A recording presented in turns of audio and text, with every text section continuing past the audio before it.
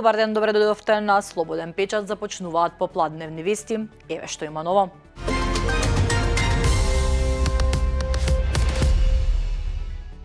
Премиерот Христијан Мицкоски денеска во Кочани оцени дека Македонија како држава подобро се справила со трагедијата во Пулс од Швајцарија, каде во Кран Монтана исто така се случи пожар, при што загинаа претежно млади луѓе. Тој на новинарско прашање во однос на тоа како реагирале досега неголемите трагедии во Македонија, нагласи дека неколкукратно подобро се справивме во сите параметри, во сите споредби. Мицкоски рече дека не сака да прави споредби меѓу трагедии, но сепак се осврна на реакцијата на институциите.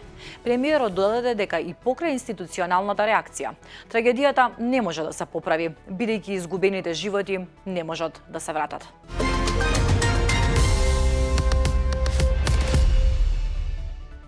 Во централното подрачје на Скопје, утре напладнек има посебен режим на сообраќајот поради протест, соопштија денеска од Министерството за внатрешни работи. Во 12 часот и 5 минути во организација на Сојузот на синдикати на Македонија ќе се одржи протест со почеток на траса на движење од пред зградата на ССМ до пред владата на Република Македонија. Од тие причини единицата за безбедност на патниот сообраќај ќе преземе мерки за посебен режим на сообраќај по наведените сообраќајници во град Скопје, информираат од МВР. На мапата објавена на нашиот сајт можете да видите кои улици ќе бидат затворени.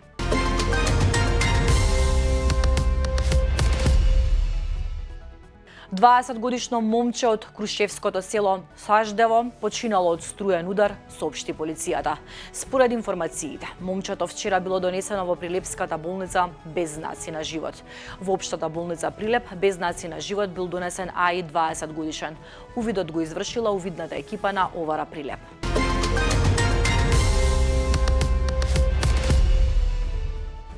Полицијата уапси 18-годишник кој испраќал закани дека ќе постави бомби и ќе изврши убиства во средното медицинско училиште Никола Штејн во Тетово. До приведувањето на МР 18 годишен дошло по пријави од неколку професори од училиштето. Извршен е претрес во село Палатица, Тетовско, во дом и помошни простории на РР 49 годишен. При претресот биле пронајдени повеќе предмети на неговиот син МР 18 годишен, за кои постои сомнение дека потекнуваат од кривично дело. МР е лишен од слобода и по целосно документирање на случајот ќе следува соодветна пријава, велат од МВР.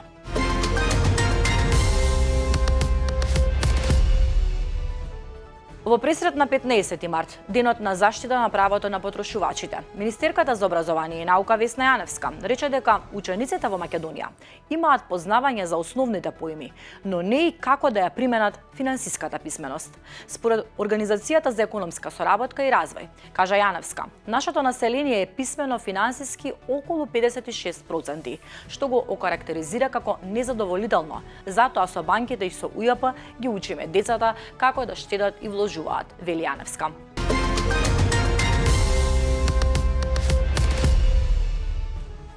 Не давајте пари за воздух наместо за стан. Скопје треба да стане затворен град, предупредуваат урбанистите. Стан од 80 метри во Дебармаало за 250.000 евра, за воздух на градежна парцела на која допрва треба да се изгради зграда и купувачот да добие стан. Се плаќа по 1500 евра по квадратен метар. Половен стан пак, на кој му треба целосно реновирање, не може да се купи под 1200 евра за квадратен метар. Агенциите за недвижности, децидни, пазарот и побарувачката ги диктираат цените. Ако има поголема побарувачка, цените одат нагоре. Урбанистите пак се во паника. Велат дека Скопје треба да се затвори по принцип на големите метрополи, бидејќи ако продолжи бетонизацијата за кратко време ќе нема ниту вода за пиење, ниту пак ќе може да издржи канализационата мрежа. Темата е на Валентина Ангеловска.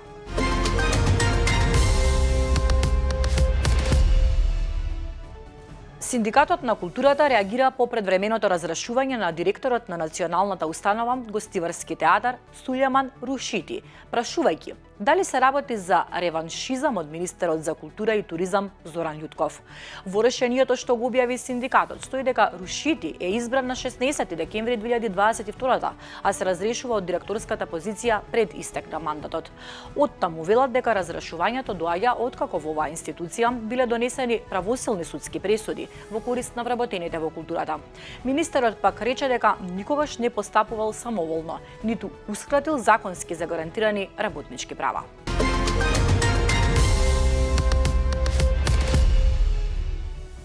Телевизијата со 72,4 од 100 и социјалните мрежи со 69,4% се главните медиуми за информирање, со речиси идентична дневна употреба, што укажува на двоен модел – традиционален и дигитален.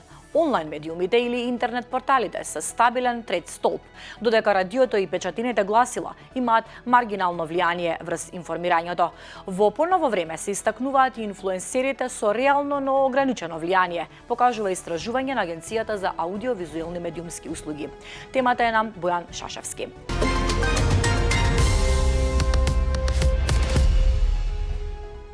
Премиерот на Израел Бенјамин Нетањаху на пресконференција за новинарите упати прикриена закана дека ќе го убие новиот врховен лидер на Иран Моџдаба Хамнеи. Нетањаху, говорејќи пред присутните на својата прва пресконференција од почетокот на војната, рече дека Иран веќе не е ист, поречиси 2 недели бомбардирање и дека Техеран претрпел удари врз својот елитен корпус на револуционерната гарда и правовојните сили. Тој вети, меѓу другото, дека ќе продолжи да го напаѓа Хезболах, откако групата отвори оган на 2 март како одмазда за атентатот врз врховниот лидер на Иран Али Хамнеи. Нетањаху го повика иранскиот народ да ја преземе власта во Иран, а за таа цел САД и Израел ќе направат услови тоа да се случи.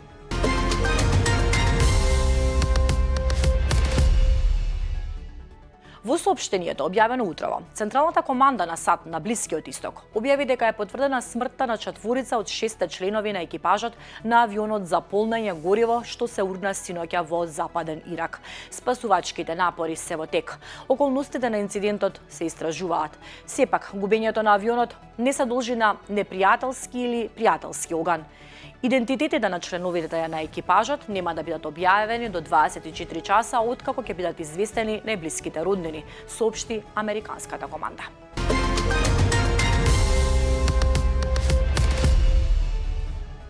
Уште вести од светот, околу 500 танкери за нафта остануваат во Персискиот залив поради фактичката блокада на Ормускиот тестец од страна на Иран од четвртокот. Податоците за следење покажуваат дека само 5 танкери за нафта ја напуштиле областа во последните 24 часа. 5 танкери за кои се вели дека го преминале Ормускиот тестец летаат под така наречени знамења на погодност и се во сопственост на компании со седиште во Индија, Обединетите арапски емирати и Турција.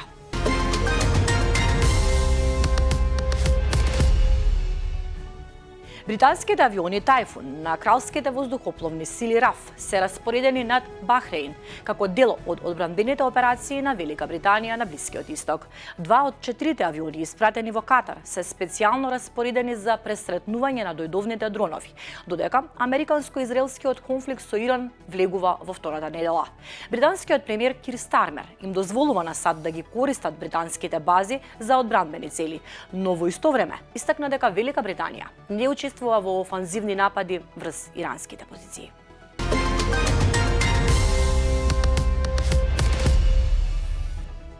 Кина испраќа $200,000 хуманитарна помош за Иран.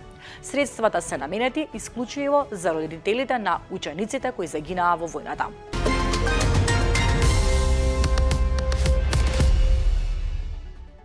На интернет во САД кружи видео кое прикажува незгоден момент помеѓу поранешниот претседател Бил Клинтон и неговата сопруга, поранешната државна секретарка Хилари, на прометен пешачки премин во Њујорк.